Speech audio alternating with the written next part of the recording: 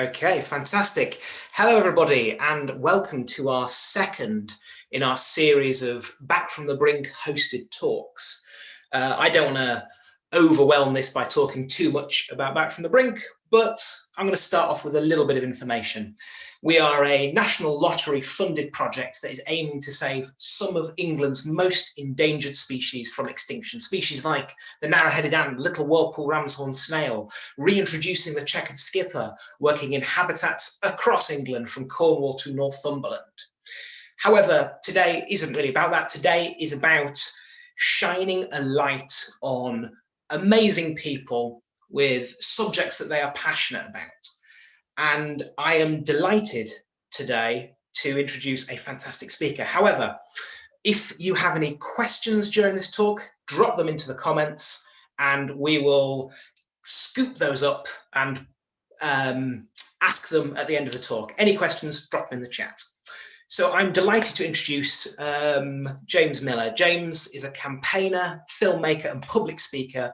He works with NGOs and activists around the world to spur action ahead of COP26.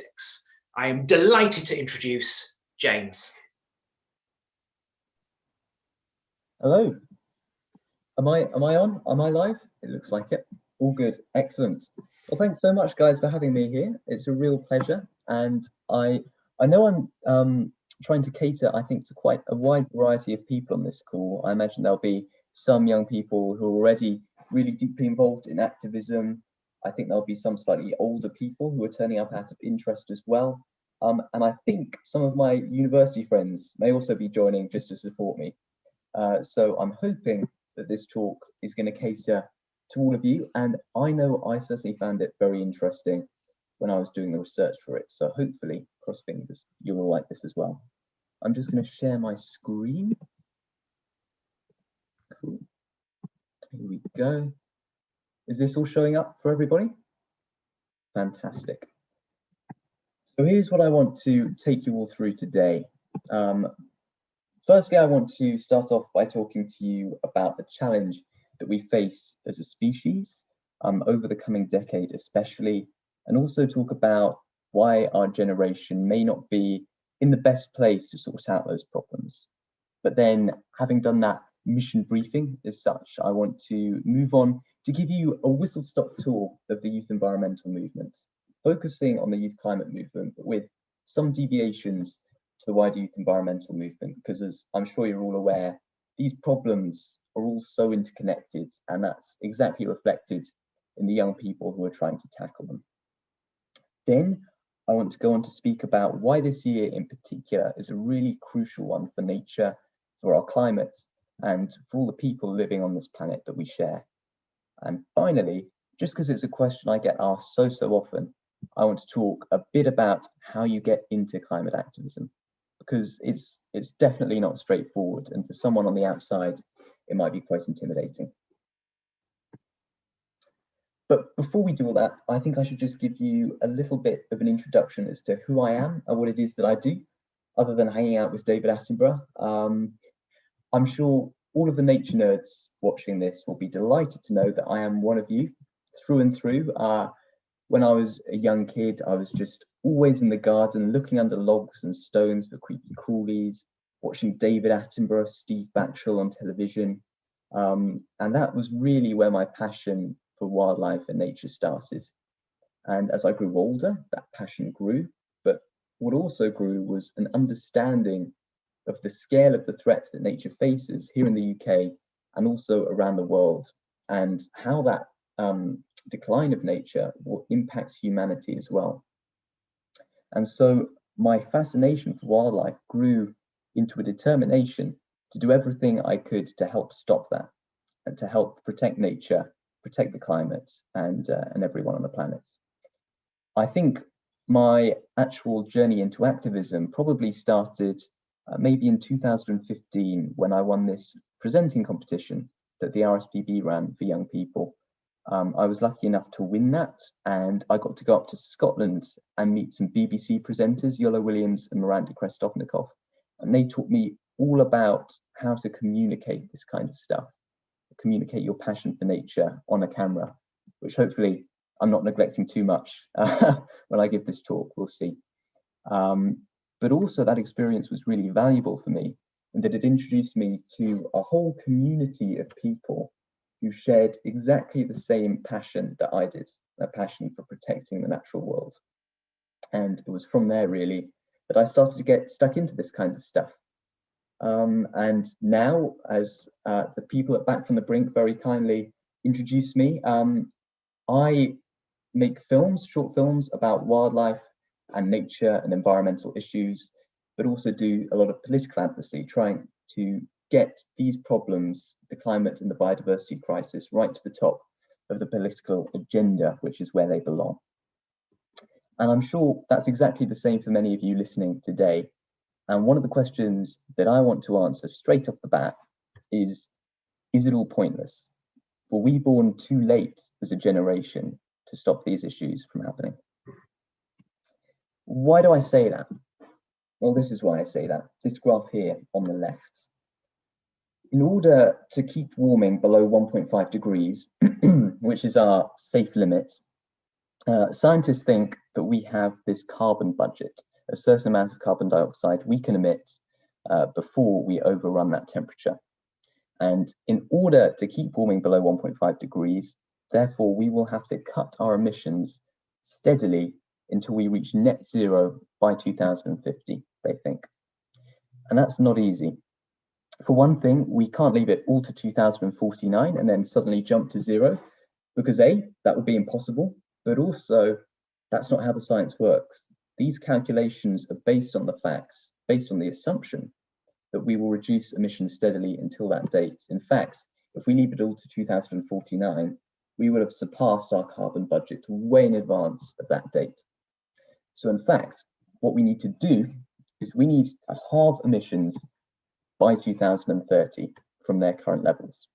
And that is a monumental undertaking that can't be overstated. It's going to be very, very difficult. And to illustrate that, current pledges under the Paris Climate Agreement will only stabilize emissions by 2030 rather than halving them, as we need. And that is really, really scary. And this is only emphasized by this clock on the right. This clock is the New York climate clock that was set up in New York last year in September. And it's counting down the days until we overrun that carbon budget for 1.5 degrees, were we to carry on emitting carbon dioxide at the rate that we are today. That picture was taken last year. We have now less than 7 years left. So, this narrative that I always hear from politicians and journalists, which is that young people will save us and that the future is in good hands. When I look at that graph and I look at that clock and combine that with the fact that the average age of British MPs is in their 50s, the average age of CEOs is 54, and the average age of world leaders is even higher, I don't believe that. The decisions that will rescue us or will fail us will be made by people decades older than ourselves. In fact, they're probably going to be made by the people in power today. So that's it. We were born too late as a generation to make a difference. But that's not where my talk ends, because you see, there's a caveat to what I just said, and that is that we are making a difference. I want to take you back to the US general election to start off with. Back in 2016, climate was hardly on the agenda at all. I think in the presidential debates between Hillary Clinton and Donald Trump, there wasn't one single mention of climate change at all. Fast forward to 2020, to the most recent one, there was an entire 7-hour town hall purely focused on climate for the Democratic candidates in the primaries. And then when Joe Biden won those primaries, he actually stepped up his climate ambition before taking on Donald Trump in the general election, which is really weird, actually, right? Because normally what you'd expect Democratic candidates to do is, after winning those elections within the Democratic Party, to rein in those more progressive policies in order to appeal to a wider audience of voters when he's coming up against Trump. But that's the opposite of what he did. So what changed? What happened in that 4-year period to completely change the political landscape on climate change? Well, so many things happened, so many, but one thing that I would like to talk about is the Sunrise Movement. This is a youth-led movement that was founded in 2017 after the 2016 general election by a group of concerned youth activists who felt that the US could not afford to have another general election go past without climate change being front and center. So they started off by supporting candidates in the 2018 midterm elections, where Democratic candidates and Republican candidates were getting elected for all the states in the country for Congress. And they supported the most climate ambitious candidates in that election and helped actually to propel several of them to taking seats. And they helped to elect the youngest and most diverse Congress that the US had ever seen. But they didn't stop there. They then went on to lobby the Democrat Party in particular with a sit-in protest in Nancy Pelosi's office. And she was then the leader of the Democratic Party. And what they were asking her to do was to back a Green New Deal and set about creating one and drafting it. And as you can see, they had the support there of Alexandria Ocasio-Cortez as well. And that got a huge amount of media attention, actually, and I think really kicked this whole process off. Having done that, they then decided to lobby people and support particular candidates in the Democratic primaries itself. And they helped support several of the most climate ambitious candidates in those primaries, bringing them very close to the final race. Unfortunately, one of the least climate ambitious candidates ended up winning that, Joe Biden, but that didn't stop the Sunrise Movement. Again, what they did was they wrote an open letter to him explaining how important this issue was to youth voters and asking him to step up his game. And he did. Joe Biden now has an incredibly ambitious climate plan in many respects. He's thinking of investing $2 trillion, I think, in making the US energy grid entirely net zero carbon by 2035, which is a huge undertaking. So that's completely been transformative from the Democratic perspective. But then there's another obstacle, which is the fact that in the last election, of course, the US voted for a president who didn't believe in climate change, who thought it was a hoax and wanted to pull out of the Paris Climate Agreement. So it's no good having an ambitious Democrat candidate if he's just going to lose to Donald Trump. That would be disastrous for the planet.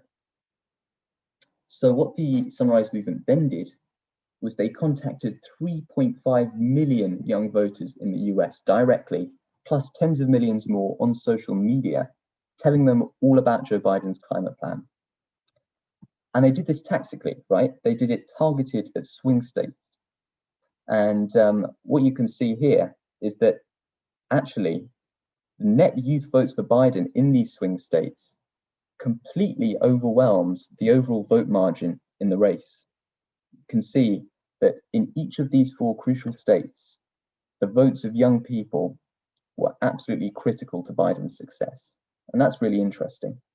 But combine that with the fact that research shows 80% of young voters supported Biden's climate plan, and that actually telling young voters between the ages of 18 to 29 about Biden's climate plan was the single most effective way to mobilize them to vote for him, then actually that's quite telling to me. I think I'll go so far as to say that without the youth climate movement in the US would not be the climate leader it's now hoping to be, and maybe even that the general election would have been a much closer call. But we don't have to go all the way to the US to see the impact that the youth climate movement has had. We can see it right here in the UK. Here on the left, you can see the mentions of climate change in the UK media over the last decade from 2009 to 2019. And you can see that the levels of media coverage that climate change was getting in mid-2019 were almost unparalleled. They were only matched by the 2 most important climate summits we've had in the last decade, one in 2009 and one in 2015. And actually, since 2018, when Greta first sat outside Swedish Parliament, the levels of coverage have been sustained long-term at a much higher level. Unfortunately, for obvious reasons, in 2020, the levels of media coverage did start to drop off with climate change as other distractions came in. But nevertheless, towards the end of 2020, actually, the levels again started to rise of media coverage, and it's being sustained still at a higher level than the average for the last decade, which is really good. And that has trickled its way into political discourse, right? If you look on this graph on the right, this is a very basic proxy, but nevertheless, this is the mentions of climate change in the political manifestos of 5 major UK parties in each of the general elections. And you can see that between 2017 and 2019, especially before the climate strike started for young people and afterwards, there is a huge difference, absolutely huge, in the number of mentions of climate change. And actually, it wasn't too long ago, you can probably remember all of those parties vying for the most trees to be planted and the earliest net zero targets. There was a real focus on climate change in the last election. Unfortunately, again, the least ambitious, that's my email, sorry.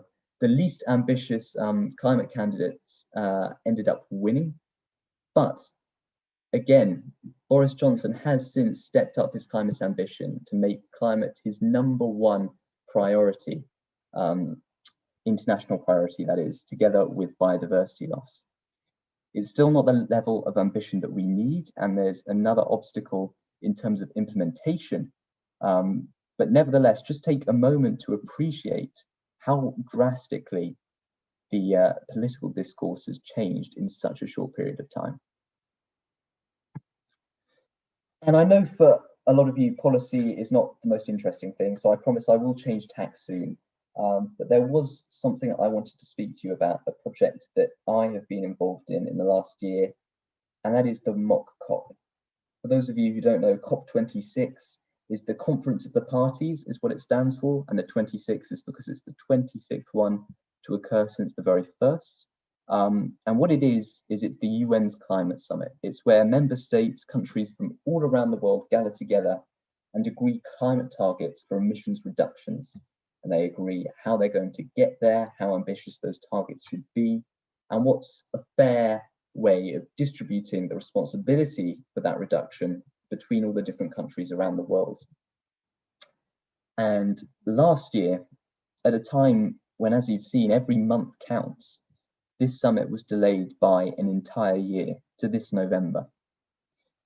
A group of young climate activists, though, saw a silver lining in that. They made the best of a bad situation. And what they did was they organized this, the mock COP, which is a virtual alternative to the real thing, where they invited young activists, and they selected a couple of young activists from each country.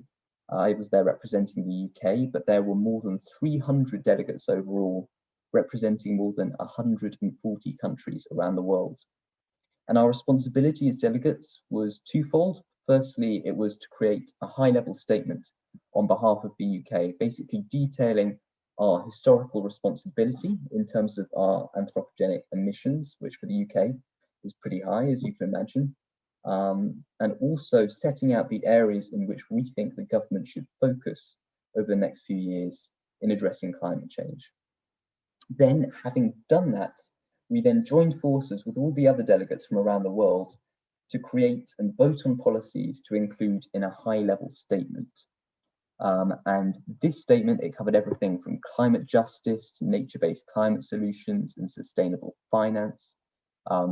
We then got that formalized into an actual legal treaty by an organization called Client Earth. And the hope is that actual countries all around the world will adopt those policies ahead of the real summit this year. Now, I thought that sounded a bit hopeful, like a bit of a long shot and a bit far-fetched, but we're actually having a meeting with Alok Sharma, who's the president of COP26, next week to discuss how we can go about achieving this. So it's possible that come a few months, these proposals that we have come up with, young people, may actually be implemented in countries all around the world, and that would be incredibly exciting. But once you've got those policies adopted, that's not the be all and end all. And this is something that we have a particular problem with here in the UK, which is that once you've got those policies in place, you then have to hold governments accountable to them. And that's exactly what these young people here are doing. These are 6 Portuguese climate activists. 2 of them live in Lisbon, which is where I think 44 degrees centigrade temperatures were recorded last year, and those broke all kinds of records. And the other 4 live in Leiria, which was one of the worst affected areas by wildfires in 2017 that killed more than 120 people. So these people did, I think, what any teenagers would do in this situation, and they decided to bring 33 countries to the European Court of Human Rights to sue them over their climate inaction. And what they're actually doing is something entirely novel, which is they're not only suing those countries for their lack of implementation of their current targets, but they're also holding them accountable for the lack of action on their footprint outside of their own territory, right? So for all of the emissions that they've outsourced to these other countries, which are manufacturing goods for consumers in their countries, for example. And that's totally unprecedented. That's never been done before. So how's this going for them? Well, in October of last year, the European Court of Human Rights decided to grant it priority status, which meant that that case is fast-tracked, which was brilliant. The 33 countries in question, though, then decided to petition the court to get the case delayed because they said that the children's human rights weren't immediately at risk of being violated. They weren't in any immediate danger. But the European Court rejected that and maintained the priority status of the case. These 33 countries, which includes the UK, by the way, then decided to try to seek for their carbon targets not to be scrutinized against the Paris Climate Agreement target of 1.5 degrees. And again, the court decided to reject that. So the current situation is that all these countries have until the end of May to submit a defense of their climate targets, at which point these young activists and their lawyers, which they have funded entirely themselves from crowdfunding efforts, are going to go through those defenses and try to prosecute these countries. And that's very, very exciting, because if they succeed, these countries will be legally bound to increase their ambition and also to address their emissions that are outsourced outside of their own territories, which for these European countries, these really developed countries, is a huge component of their emissions. So that's really, really cool.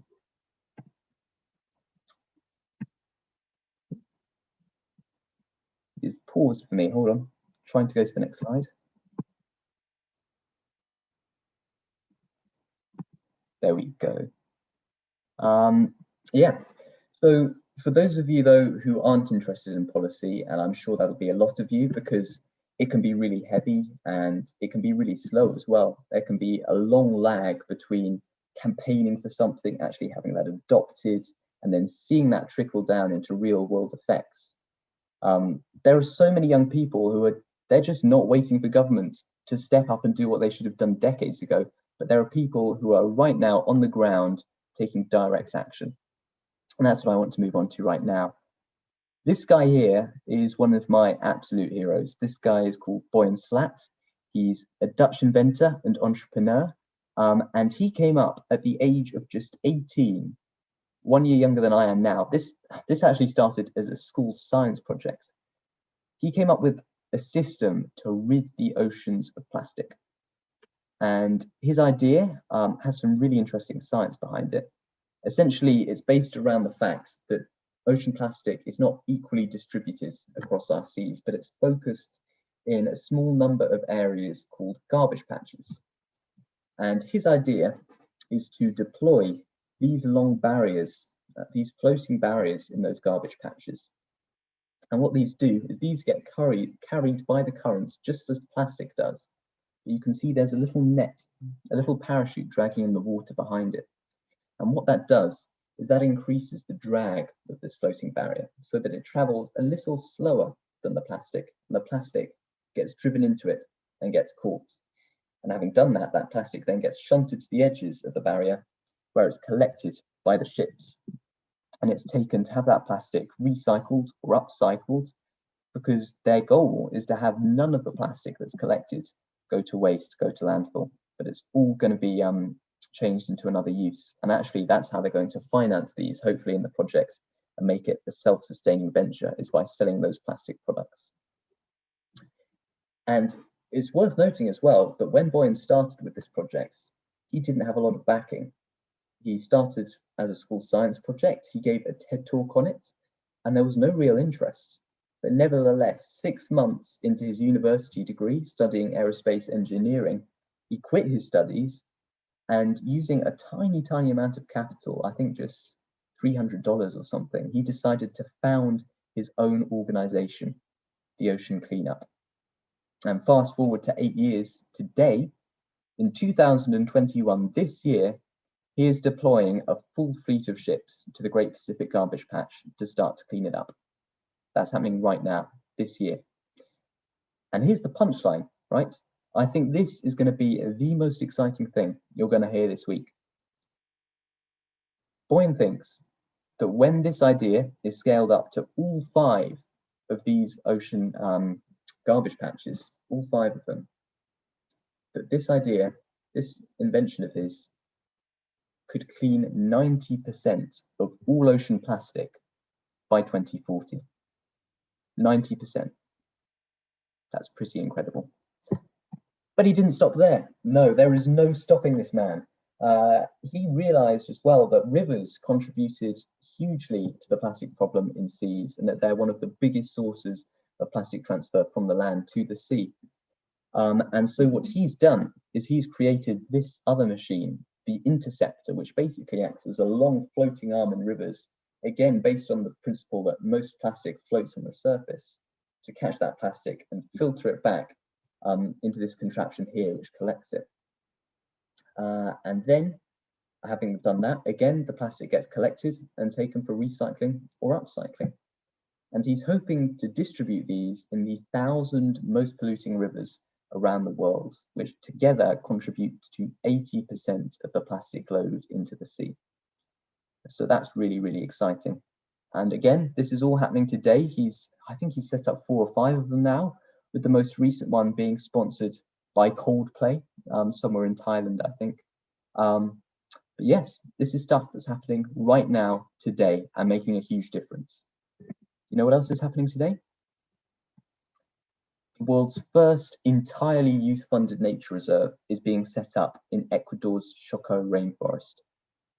Now, this project is the brainchild of one of my friends, Callie Broadus, and I think she explains this in such a powerful way. So I'm going to sit back for a couple of minutes, have a drink of water, and let her explain it to you herself. Let's see if this works. Here we go. When my sister learned that she had what doctors termed an aggressively fatal cancer, what seemed to frustrate her most was her powerlessness. Finley knew the Earth was in trouble, perhaps as much trouble as she herself was in, and fighting the mounting pressures on the planet would be harder from a hospital bed. So we set up a fund, a platform she could use to fight climate change even on her weakest days. She hoped to raise $18,000 by her 18th birthday. In fact, she raised nearly $70,000. And that got me thinking, what if we could build a platform that would empower every young person who feels helpless that the planet they will inherit has been compromised by the greedy actions of previous generations? And while the world finally seems to realize that youth have a voice worth listening to, it's time that they realize that we have financial power as well. So we're coming together as a global youth community to form Reserva, the Youth Land Trust. By harnessing the power of youth connectivity and energy through social media, we aim to create the world's first entirely youth-funded nature reserve. Our charge is a 1,220-acre piece of the Ecuadorian Choco rainforest, of which only 2% remains intact. habitat to the critically endangered brown-headed spider monkey, to previously thought extinct toads and newly discovered and undescribed species of frog, orchid, rodent, and more. These species have intrinsic value, but they also represent the biodiversity that we humans need for survival. We see daily reports of rainforests being degraded and destroyed at alarming rates. Of animals we see in corporate logos and team mascots being pushed to the brink of extinction. We see the planet propelling further out of balance, and we're scared. But through the clarity of youth, we will channel our fear into action. Today, we set out to achieve our first victory in Ecuador with our partners Rainforest Trust and Ecominga. But we won't stop there. Our vision is that one day, every young person will feel empowered to make a measurable difference in the future of their planet. And we will continue creating youth-funded reserves until every wild species is protected from the unnecessary threat of extinction. I believe that youth, if given the platform, can bring the planet back into balance. Because I have seen firsthand what happens when one kid is given that chance.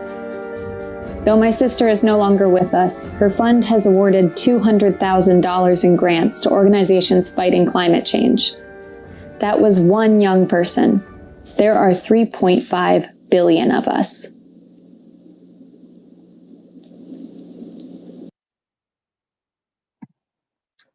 So there you have it. Yeah, this organization is being entirely run by young people, but it's also young people who are doing that fundraising directly to raise money to protect that rainforest. And I think it's such an inspiring project. I've actually been privileged enough to be involved in it almost from its very beginnings. And it's just been so amazing to watch it grow and watch the impact that it has just grow exponentially over the months that it's been in existence. And I actually made a personal contribution to the fundraising effort for this through something called the Concert for Conservation. Last year, I was organising an in-person series of talks to take place in my local town, again to raise money for Reserva. But COVID came along, and as with everything, it got postponed for the foreseeable future and still is postponed for the foreseeable future. So I decided to organise an online series of events instead, and I decided to make it a concert. And that was for a couple of reasons. I think partly because it's easier to hold people's attention with music online than it is with talks, partly just because I love music, but also because I feel there's such a huge pool of talent around the world, of such talented musical artists who care about these issues, but who don't feel they know enough or have the right outlets to be able to use that talent to make an impact. And so I had this idea, and I decided pretty naively, I think, to email a BBC Radio 1 DJ and ask if they wanted to host it.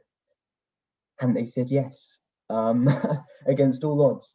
And so from there, I emailed a load of young people at Reserva. We got ourselves together, a wonderful team of young people to set about organising this, set about emailing artists and organisations and speakers. And so many people said yes, so many people. I think in the end, we were partnered up with UN Biodiversity and the Rainforest Trust to launch this event officially on the International Day for Biological Diversity. We had a lineup of Emmy Award-winning musicians, National Geographic explorers, YouTube pop stars. It was amazing, absolutely amazing. Unfortunately, the DJ had to drop out because he was very busy. But the wonderful Lizzie Daly, who I'm sure many of you will know, presenter and Ocean Girl, she did a fabulous job of hosting that and absolutely saved the day. And in the end, that event raised more than $1,000 to protect this reserve. And it was so much fun, actually, that we decided to run a second one a month later, which raised even more money. And it had an absolutely incredible lineup as well, including Olivia Rodrigo, pictured on the screen, who's now become a bit of a phenomenon. And I earned a lot of cool older brother points there with my sister. And yes, that raised another $1,200. So all in all, that made enough money to protect 6 acres of this critically threatened rainforest. And that may not sound like a huge amount of floor space. That's about 3 football fields worth of ground space. But when you think about the amount of 3-dimensional habitat that preserves in terms of huge tropical trees, and the fact that this area, the Choco rainforest, is actually more biodiverse per acre than the Amazon rainforest, that money sustains a huge amount of life. And actually, it's just a small part of the huge jigsaw of this reserve that we're putting together. And it's not just me doing this. There are all sorts of other young people doing amazing things, just running quizzes, running marathons. There's also a group of my friends from school actually founded a company last year that's done really well. And they're donating a portion of their monthly profits to us and helping us with our social media soon as well. So many different ways that young people are using their ingenuity and their talents and their passions to contribute to this joint vision. It's a really, really inspiring project. Absolutely. And that brings me as well onto my next topic, which is storytelling. I think that it's really important to have a diversity and a variety of voices in storytelling, partly because that's how we learn most, partly because that allows us to empathize with people who are very different from ourselves. But also, I think it's what makes stories novel. It's what makes them interesting in a lot of cases. But I think I'd argue that young people in particular can be a really powerful voice in storytelling. And I think that's evident really in the way that Greta has captured the world's imagination in the last year or so. But I think that's the case for several reasons. I think it's partly that young people are seen as having no ulterior motives, whether that be financial or political. We don't work for anyone. No one's telling us what to say. All that we're doing is going out under our own steam because we're frightened about our futures and because we care so passionately about what we're talking about. And I think that really resonates with people.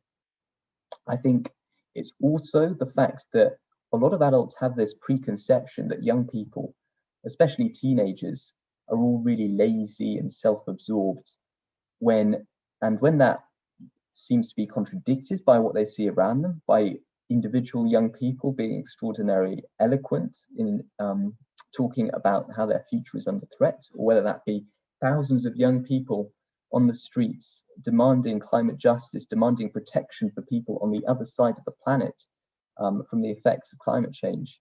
It becomes newsworthy. But it's also, I think, because young people are the biggest stakeholders in the future. And despite having contributed least to climate change of all generations, we are the ones who will be most affected, together with people in the most affected areas around the world. And that, quite rightly, gives us some sway when talking about these issues. These people on the screen are just a few of so many amazing storytellers. On the left, we have Bella Lack.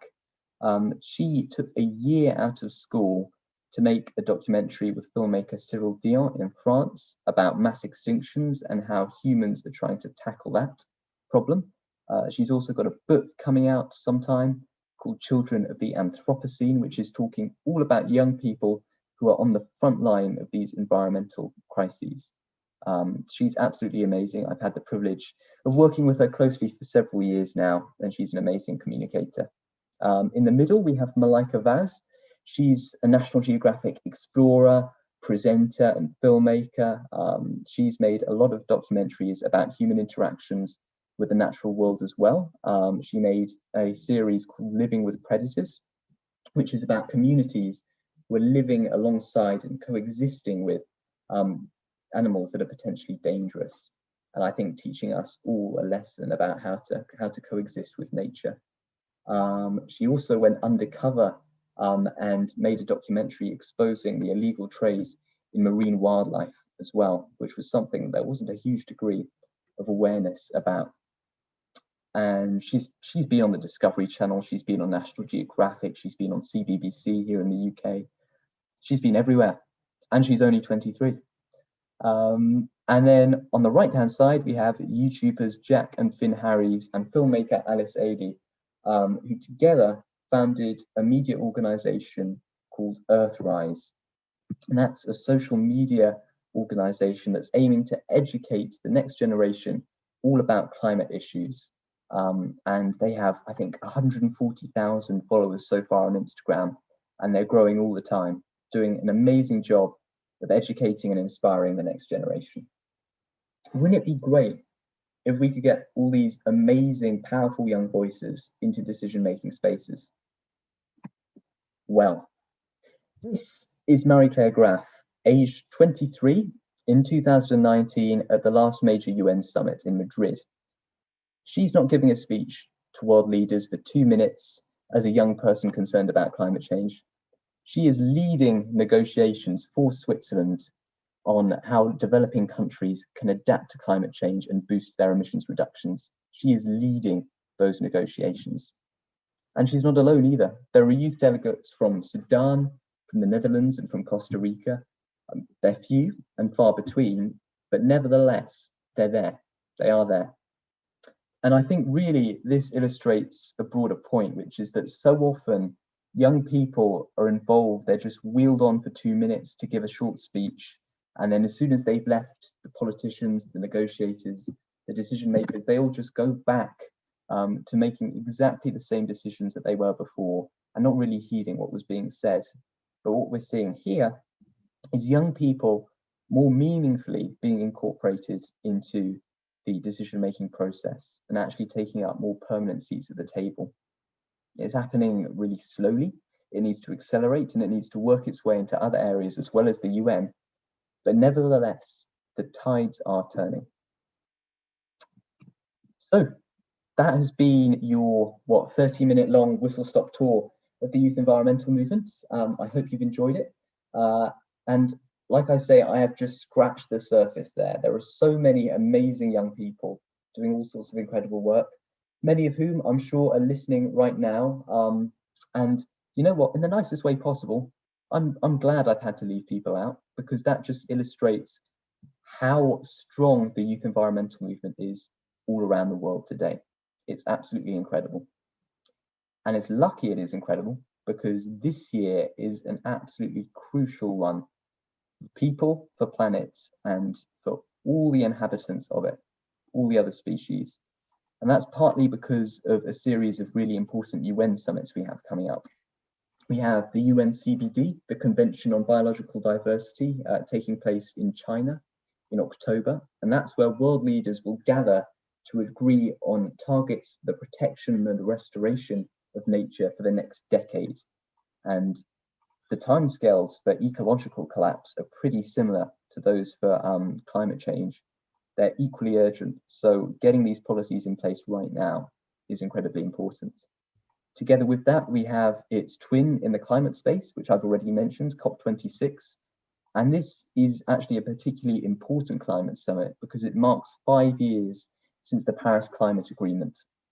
And there's something called the ratchet mechanism in these negotiations, which means that every 5 years, countries have to regather and increase their ambitions for emissions reductions. And like I said before, at the moment, our pledges for 2030 for emissions reductions then do not halve as we need to emissions, but they only stabilize them. So there is a huge need to increase ambition there. So this summit is absolutely crucial. Then there's also the UK G7, which is happening in the UK in June, the UN G7. And that, because the UK is also hosting COP26, gives us an incredible opportunity to influence those discussions and put climate and biodiversity right at the forefront of them, which is really important as well. And bear in mind, by the way, that all of this is happening in the context of a recovery from COVID-19, which is really, at the end of the day, an unprecedented opportunity to rebuild our economies from the bottom up in such a way that we can address the climate and biodiversity crises as well as recover the economy. That's really, really important. And like I say, we don't have much time left. We have less than 7 years now less than 7 years. So in order to get the policies in place that will make that change in 7 years, we have to get those policies in place right now, this year. Otherwise, they won't be up and running in time to make any difference on the ground. And that is the message that this climate clock that I showed you earlier is trying to tell. It's emphasizing the urgency of the situation. And that is why I decided to partner up with these two people, these two gentlemen in the forefront of this picture, who set up the clock, to try and put another one up in Glasgow.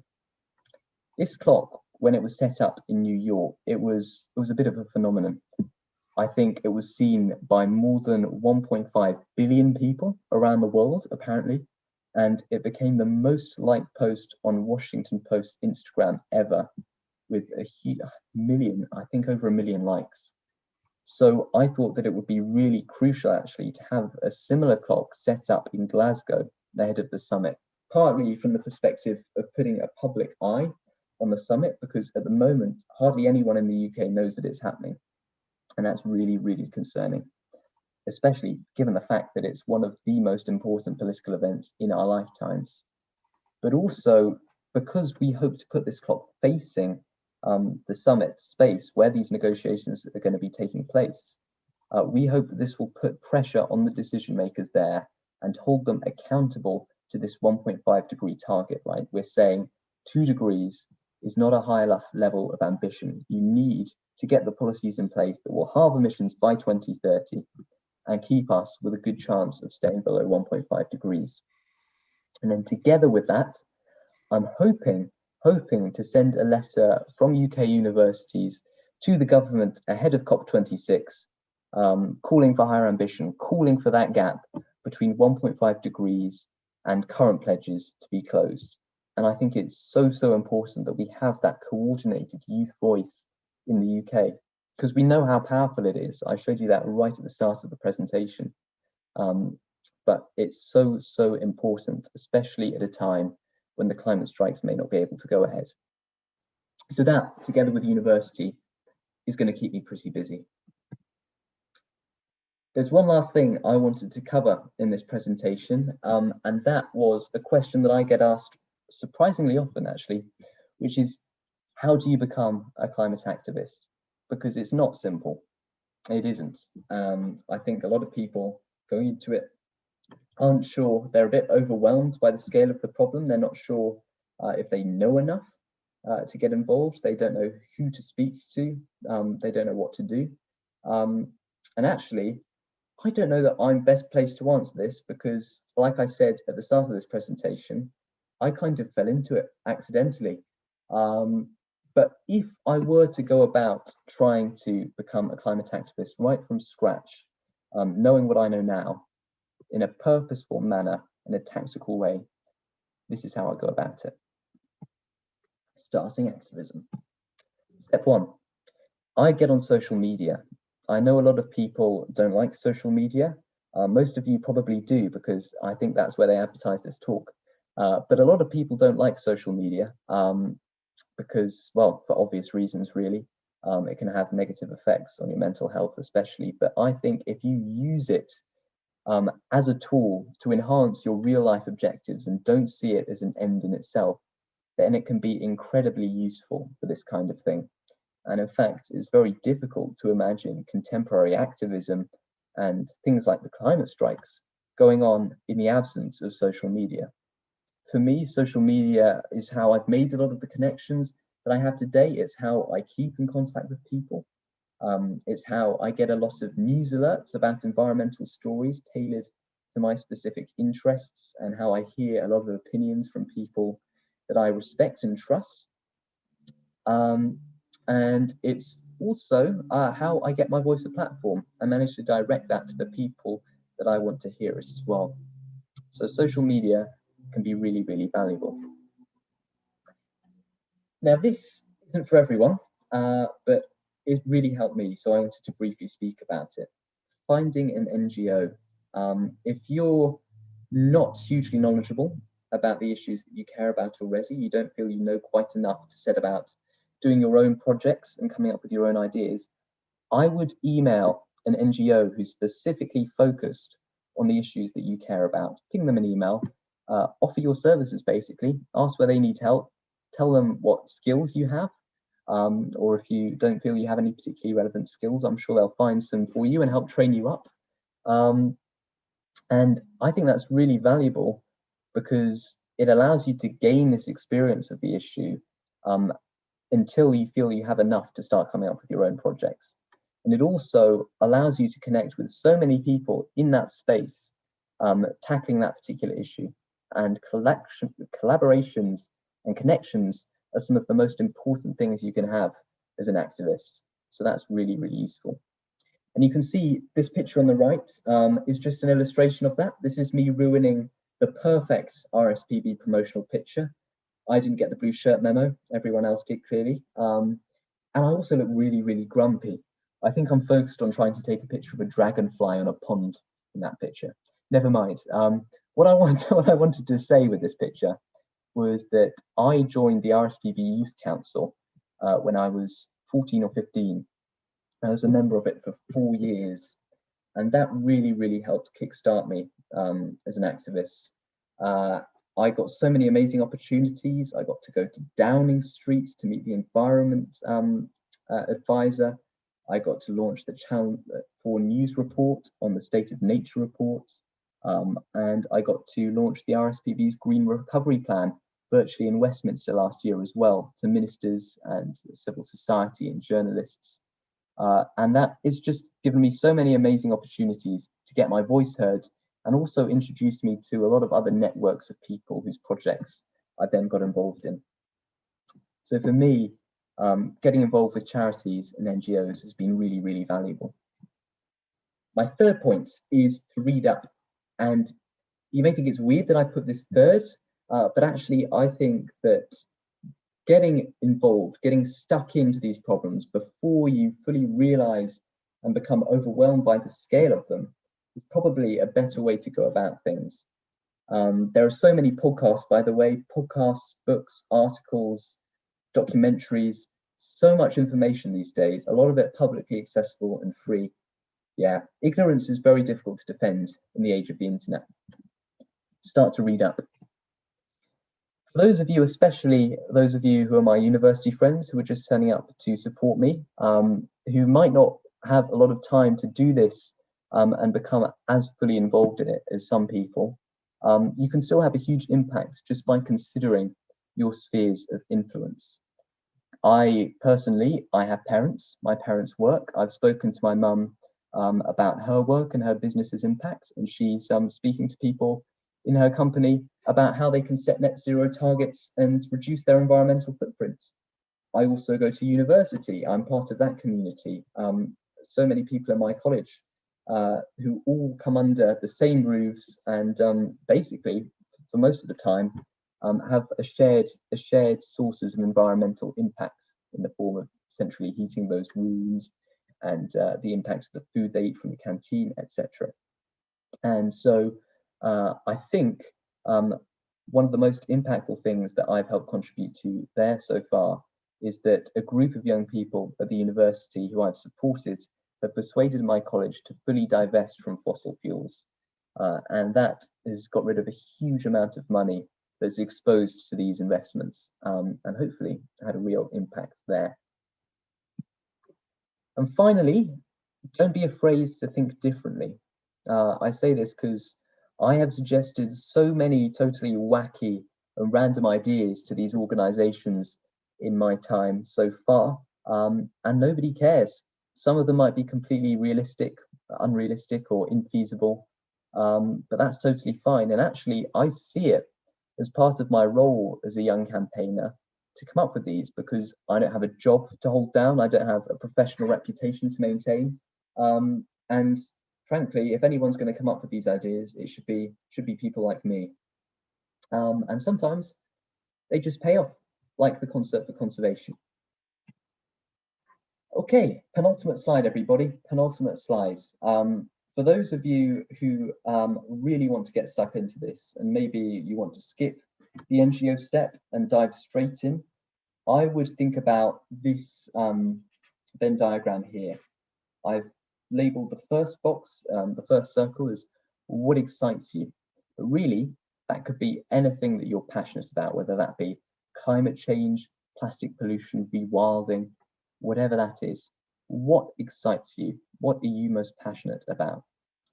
Then I would consider what you're good at, what your skills are, whether that be photography or art or communication, public speaking, writing emails is what a lot of I do these days.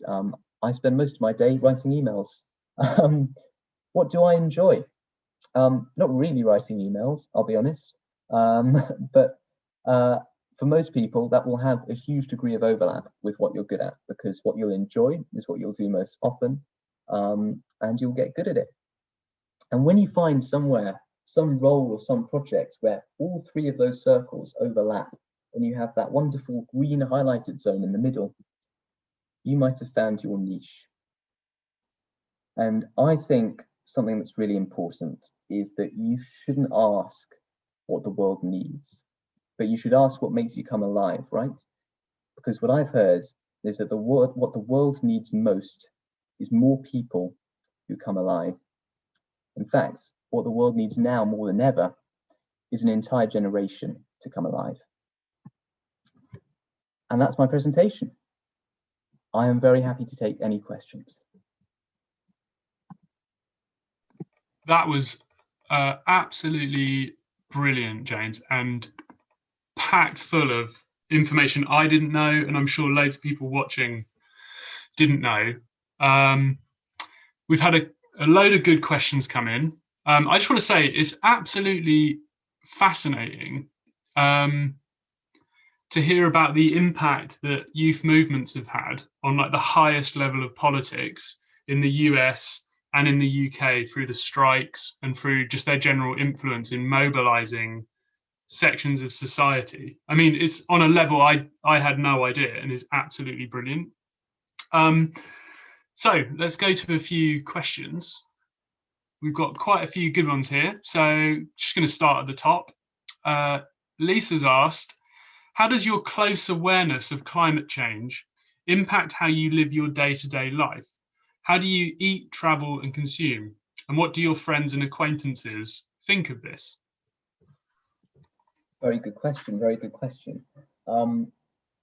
Personally, I've made a couple of changes to my life. Things like going vegetarian and starting to try and phase in some vegan food when I can, especially when at university, when they have those options available, to try and reduce my footprint through my food consumption. I don't do much traveling, and I don't think many of us do much traveling these days. But when I do, it's mostly in university at the moment. It's by foot, because we're all in a city in a very short space, and that's feasible. I think when I start to work and start to have to travel a bit further, that's something I might have to consider a bit more. But I'm lucky enough for that not to have been much of a problem for me as of yet. And it's definitely something that you want to think about a lot. And this is something that I think comes under the considering your spheres of influence, right, that I mentioned in my talk. There's something called the ripple effect, and I think it's a proven phenomenon in the US actually, with regards to flights, and a huge number of people in the US have reduced the number of flights that they take a year and the amount that they fly. And when they ask those people why, a lot of them have said it's because that one of their friends has done the same thing and it made them think. And the ripple effect can actually be a hugely effective tool for creating change beyond your own footprint. But I'd also like to say that even though this is stuff that you should be concerned about, it's not something that should overwhelm young people who already have a lot on their plates, a lot to think about at the moment, in a time when life is very stressful for all of us, and a lot of these changes actually have to be systemic and take place on a higher level. I think there's an expression I'm sure many of you will have heard, which is that what the world needs is hundreds of millions of imperfect environmentalists rather than one or two perfect ones. So that's the aim.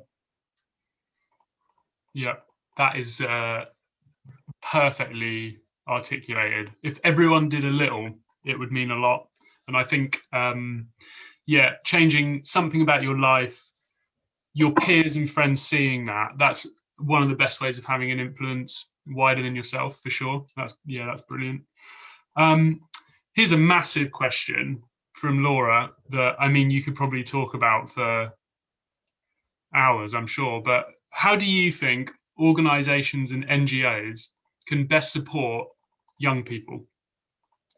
That is a very good question. And firstly, I think I'd like to say that they're doing a lot better now than they used to. And there's been a real drive from so many organizations to support young people. There's definitely that happening at the RSPB. And even though I'm not a member of the RSPB Youth Council anymore, they're still supporting me in a lot of my activities. There are so many different organizations that I email all the time with random ideas or questions, and these, professionals at these organizations give up their time to advise me completely for free about my own projects. And that's something that's really, really valuable actually to young people like me who care about these things, but who don't have that degree of understanding and professional experience. To have someone volunteer their time to come and talk you through things and give you advice is one of the most valuable ways, I think, that organizations and people at organizations can help support young people. Funding for projects is also useful, but everyone's strapped for cash these days. And I think also a lot of organizations have been specifically working at giving young people a platform, which is very useful as well. Thank you, Back from the Brink, by the way, Back from the Brink. This is a prime example of that. So yeah, those are a couple of ways in which I think organizations could and should be helping. And I think actually just by also coming to young people in a kind of consultative basis and getting young people's thoughts and opinions on campaigns and projects that you're running could actually really help the organization itself, in that we know that these campaigns are always more effective when they have a more diverse range of people feeding into them, and that can help reflect in a wider variety of people that are engaged by those campaigns. So yes, that's what I'd say to that. Yeah, well, you're very, very welcome, and we're really happy to have you, firstly. And secondly, yeah, I think your point on it being a two-way conversation is super relevant. Like, what can organizations learn from young people? But of course, organizations have loads of knowledge, loads of resources that they can make available to young people as well. So I think that kind of back and forth is absolutely essential. Absolutely. So yeah, totally agree there. Gwen has asked, is there a deadline where if the government isn't taking sufficient action on climate change, that we need to take our own dramatic action, something like a population level strike? What are your kind of views on that? It's difficult to say, right? It's difficult to say. There's a number of deadlines built naturally into our planet and its feedback systems and tipping points, some of which scientists think we've crossed already, some of which scientists think we're on the brink of crossing. So there's always a point, right, at which something urgent needs to be done to prevent some kind of a high-level change from happening on this planet. And it's already the case that the planet that we inherit as a generation is not going to be the same ones that you guys, you older people, will have known in your childhood. It's going to be a very different place, and we're going to lose a lot. And that's going to be really quite difficult. But scientists think that by limiting warming to 1.5 degrees, that will prevent a huge amount of impacts on human populations and a lot of the damage that will be done to people around the world, and that's our best shot. And like I say, in order to do that, the time scale is really policies need to be set in place this year in order to be enacted over the next 5 or 6 years and over the next decades to cut emissions. So now I think it's now has been described as our last best chance. Okay, there's always going to be more opportunities because every 0.1 of a degree, even surpassing 1.5 degrees, surpassing 2 degrees, will make a huge difference in terms of the number of lives saved and the impact had. So it's never going to be too late.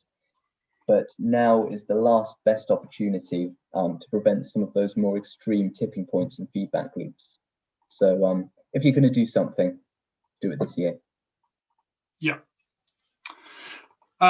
Here's a great follow-up question to that from Nikki. People feel overwhelmed by the state of the climate and their presumed inability to do something about it. It feels like it's too late, but clearly it isn't. What single thing could people do to help that would have the biggest impact? That's a very good question. That's a very good question. I think in terms of on an individual basis, if I had to say one single action, what I've actually heard is an extraordinarily effective action. I don't know, I'm not certain that it's the biggest thing you can do, but I've heard it actually contributes a lot more than things like diet changes and reducing flights, which I previously thought were our biggest impacts, is divesting your money from banks and from hedge funds and things, which invest that money in fossil fuels and in industries like mining that destroy the natural world. And that can have a huge, huge impact.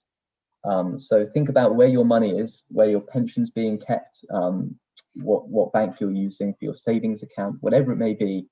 And if it's in one of the more damaging banks, try to move it to a better one. And there's a website you can go on to find out all about this. In fact, there are several. There is, I think it's called Portfolio Earth, has done an entire report detailing the impacts that all these banks have had on the climate, but also on biodiversity loss around the world. And I think it's called Make My Money Matter, is another one which I think lays out step by step how you can change your bank account to a better one and minimize your impact on the planet that way. So if I had to say one action, I'm pretty confident in saying it would be that. That was not what I was expecting you to say, but really interestingly, my brother works in finance, and he's telling me to start investing my money in green energy kind of coalitions and things like that, where there's several companies who are in green energy or in development or in natural habitats, and he's saying that's the best thing to invest in now, from a financial point of view as well. So that's like a really interesting tip. Got a couple more questions here.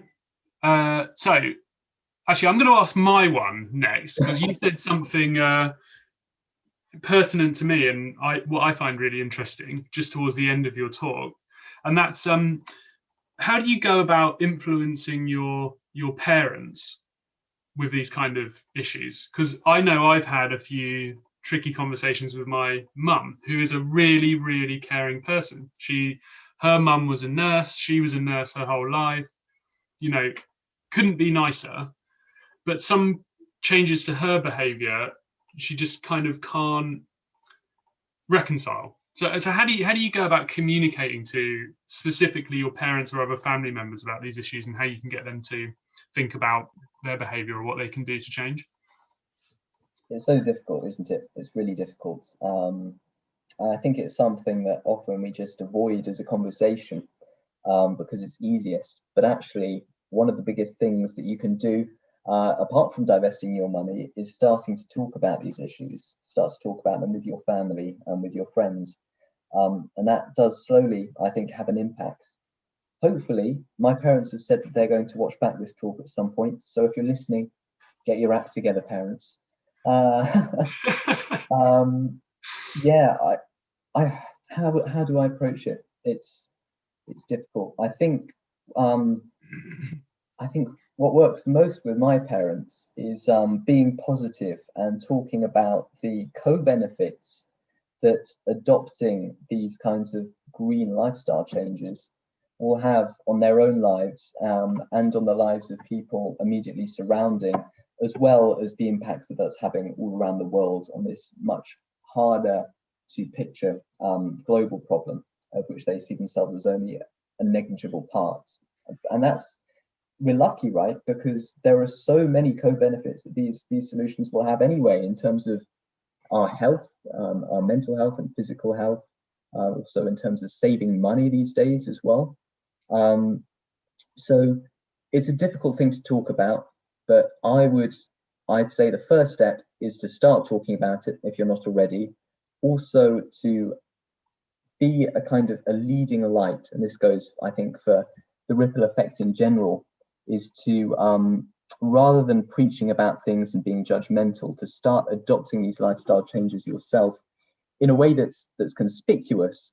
And then when people talk to you about them of their own free will, have a positive, non-judgmental conversation about it, and explain why you're doing it and why you care. And I think that's one of the best ways to influence people, whether they be your family or your friends.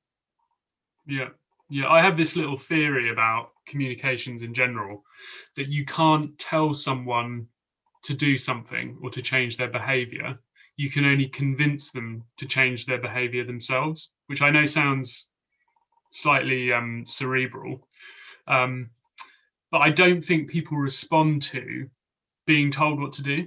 I think they respond to peer influence or something that they can relate to that you're doing, and relate to why you're doing it emotionally or for whatever reasons, like you say, health or something else.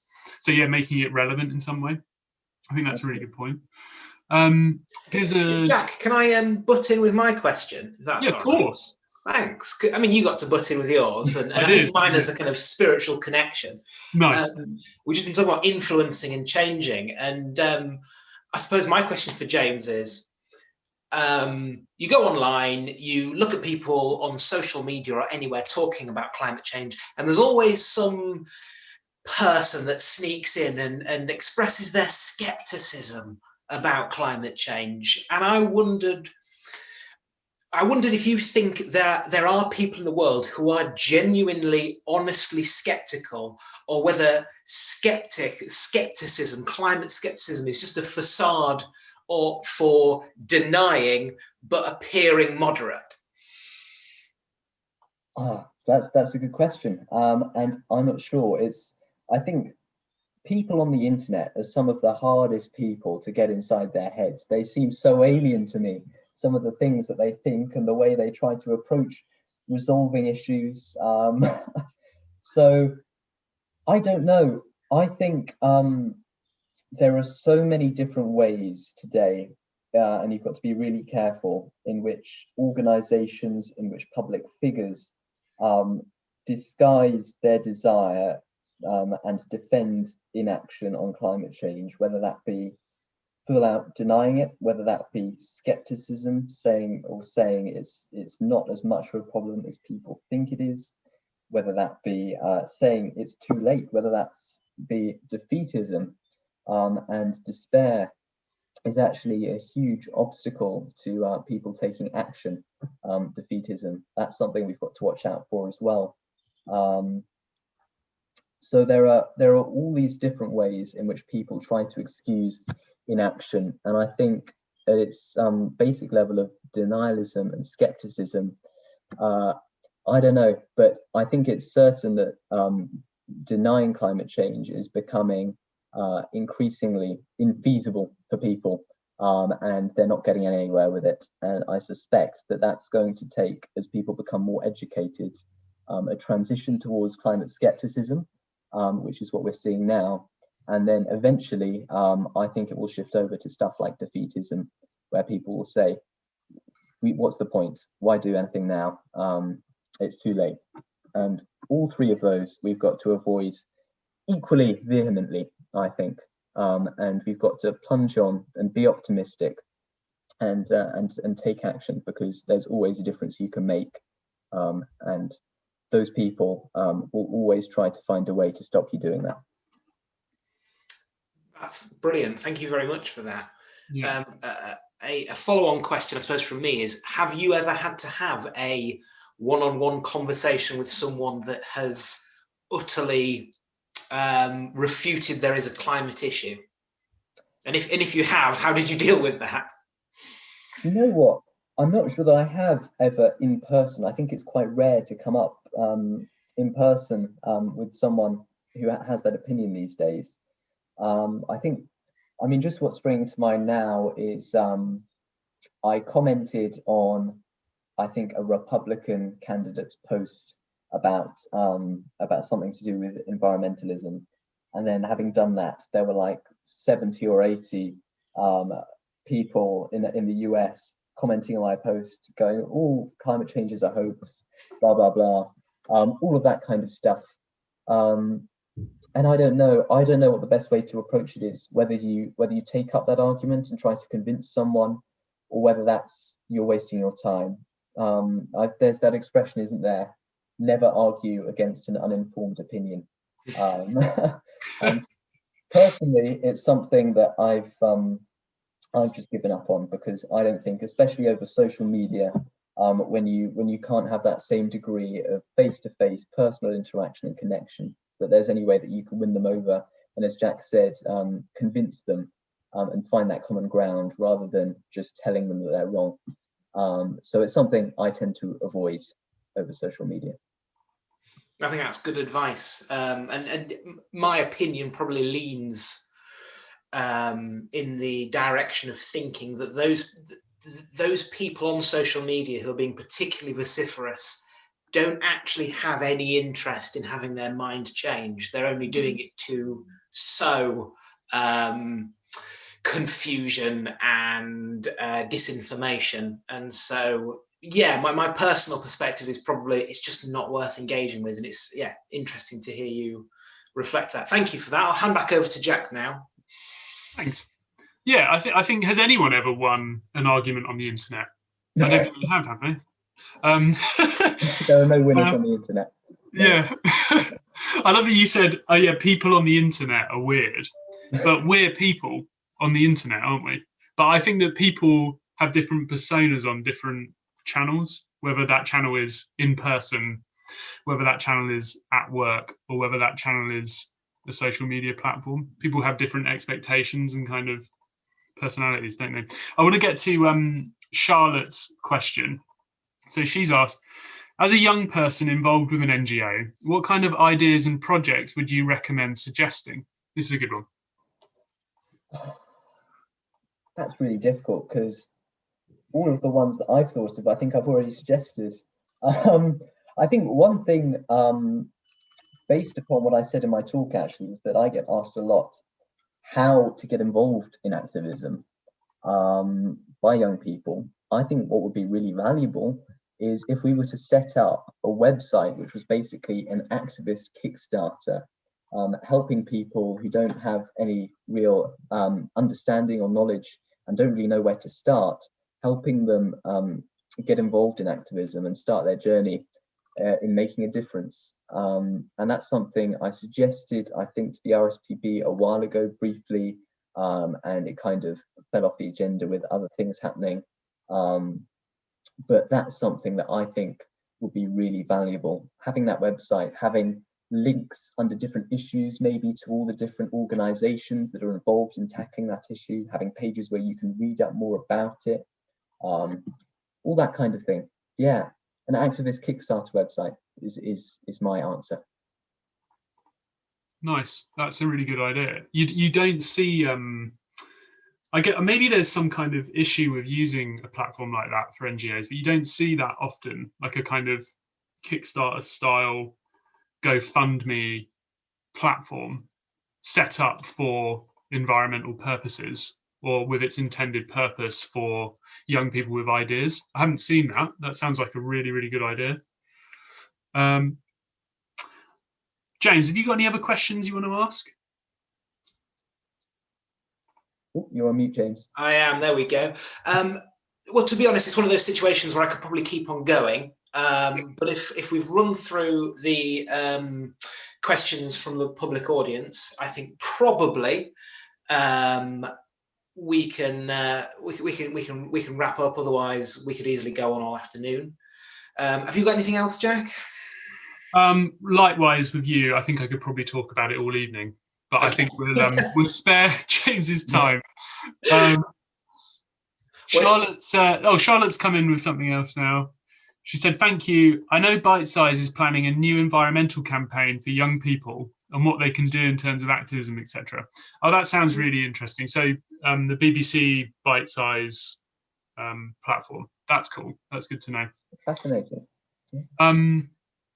Actually, that's a question. Do you think the education system does enough to talk about and communicate about climate change with young people? What were your experiences in school? Because I haven't been in school for a long time now. And I remember them mentioning climate change, but there wasn't loads on it. But what was your experience in school of climate change? Well, I think this is actually a real focus for the youth climate movement at the moment, is getting climate change incorporated more broadly into the curriculum, because it is there in a lot of schools, but it's only mentioned very briefly, normally only to students who are studying sciences or geography, and mentioned very specifically in the context of the basic science behind it, the greenhouse gases and emissions reductions and things. But actually what young people are calling for is for that climate education firstly to be mandatory for everyone, not just people who have a pre-existing interest in the sciences and geography, and also I think for it to cover more broadly climate change rather than just the very basic science behind it, cover the issues of climate justice and the responsibilities of different people and different countries in reducing emissions, and talk about how individuals can make an impact to it, and do a lot more to equip young people with a more broad understanding of the issues surrounding climate change and how they personally can make a difference. And that's something the organisation who's really heading this up in the UK is Teach the Future. You can check them out online. They're doing some amazing campaigning work. And this is also something that we're pushing as part of this mock COP, and we're going to raise with the UK ministers in just over a week. And it's still actually something that's a problem with universities. I was telling Jack and James just before we went live that actually, as part of my degree, Natural Sciences, which is a sciences course, there's only the option to study climate change as part of Earth Sciences, as part of this wider degree, where in this first year of the course, there was just, was it 5 lectures, maybe 5 or 6 lectures out of something like 46. It was like 2 weeks of the term. And then next year, I would have to commit myself to a course that spent 3/4 of its time on map work and geology and tectonics, which isn't really my thing, in order to cover just a small amount of climate change, which for me just isn't worth it. And then there's no pure environmental sciences options within the course. So it's a problem not just at the primary and secondary school level, but also right through, I think, the education system. And that's something that needs reforming, I think, on an institutional basis, but also on a wider government curriculum basis as well. And there is stuff happening with that. Teach the Future, they're the people to help and support in that. Brilliant. That's really, really good to hear that there's something going on there. It feels like that would be something that you'd think was quite an easy thing to solve and deliver, but as with many things, they're much more complicated than that. But that's really interesting to hear. The current situation on that, excuse me. All right then, I think we've reached the end of all our questions. So just a massive thank you to you, James, for that incredible talk that was just packed full of brilliant information and a lot of inspiring ideas. A big thank you to everyone who's been watching, and thanks so much for all the great questions. We've got a whole series of talks similar to this about how young people can make a difference, climate change, art and nature, how to identify different species, how to get into wildlife, loads of different topics from loads of different people, all big in the conservation sector.